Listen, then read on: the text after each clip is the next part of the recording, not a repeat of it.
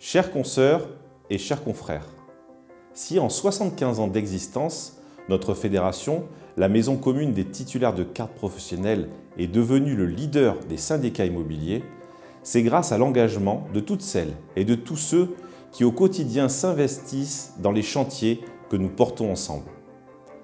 Mais nous le savons, dans un paysage en profonde mutation, les défis s'annoncent nombreux et déterminants pour nos professions.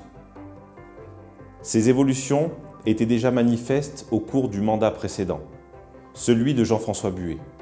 Je présidais alors la Chambre syndicale du Var et Jean-Marc Torolion avait été élu au Conseil d'administration national. Nous sentions le besoin d'agir et nous nous retrouvions sur l'essentiel, le goût du travail et l'engagement sans calcul. Lui pour faire gagner la fédération, moi pour faire rayonner ma chambre départementale. C'est en confiance et avec enthousiasme que je l'ai rejoint lorsqu'il a été porté à la tête de notre syndicat. Ces valeurs que je partage avec ces deux présidents charismatiques et généreux de leurs efforts me portent à être candidat à la présidence de la Fédération nationale de l'immobilier. C'est donc en entrepreneur et en syndicaliste libre, avec ma personnalité, mon expérience et ma détermination que je me présente à vous. Je n'ai jamais été et ne serai jamais l'homme d'un clan.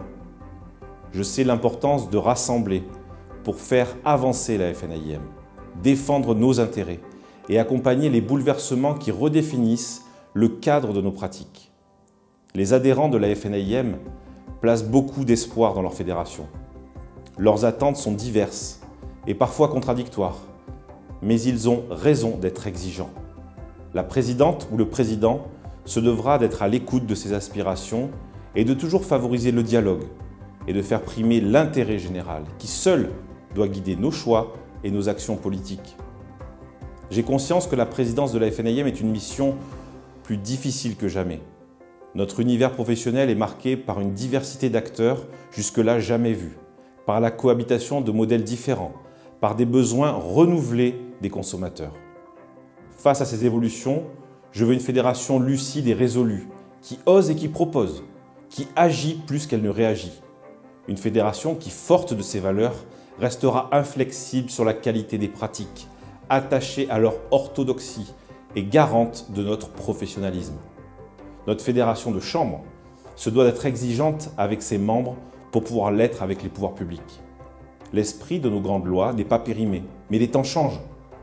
Pour construire l'avenir, la FNAIM anticipera et coproduira avec vous, face au gouvernement et au Parlement, comme avec les instances européennes, tous les textes qui comptent pour nous. Pour l'avenir, je veux une fédération qui ne joue pas en défense, mais s'ouvre pour mieux maîtriser les bouleversements de son univers, du marché, de la donne concurrentielle. Je veux une fédération immobilière qui va de l'avant. Je ne veux pas d'une fédération immobiliste. Je suis prêt, avec courage et lucidité, à rassembler au-delà des peurs individuelles et de la tentation du repli.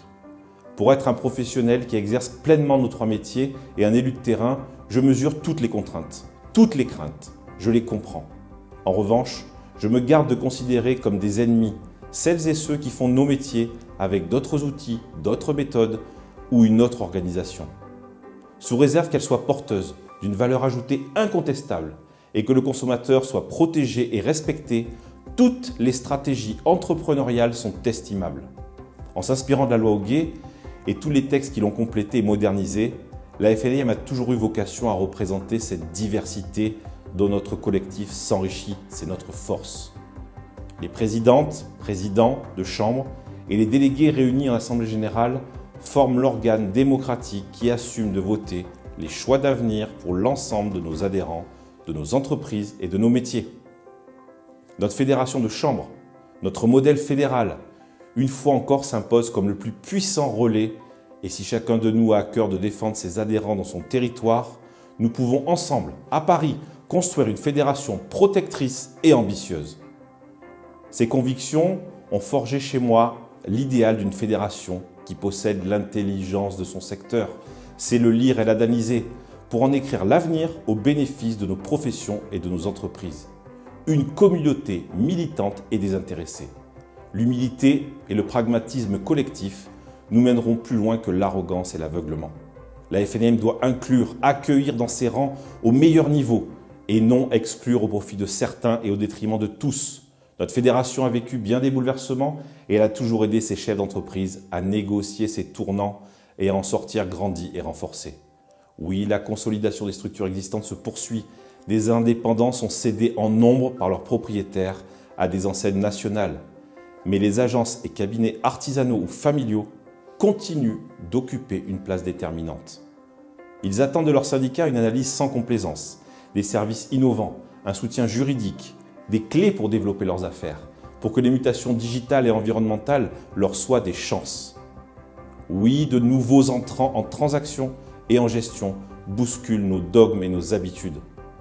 Dans ce contexte, les plus puissants d'entre nous ne sont pas moins désemparés. La FNAM a un rôle cardinal à jouer. Offrir à tous, en son sein, des repères de tous ordres, légaux, pratiques, stratégiques, car tous en ont besoin.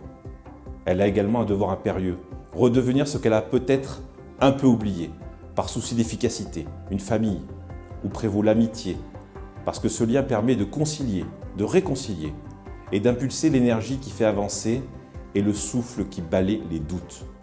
Si vous m'élisez en octobre prochain, la FNAM sera unie et solide, bienveillante et constructive, créative et moderne, combative et protectrice, pour défendre ses adhérents et lutter contre toutes les asymétries de concurrence et la tentation des pouvoirs publics de libéraliser certaines de nos activités et d'en fonctionnariser d'autres.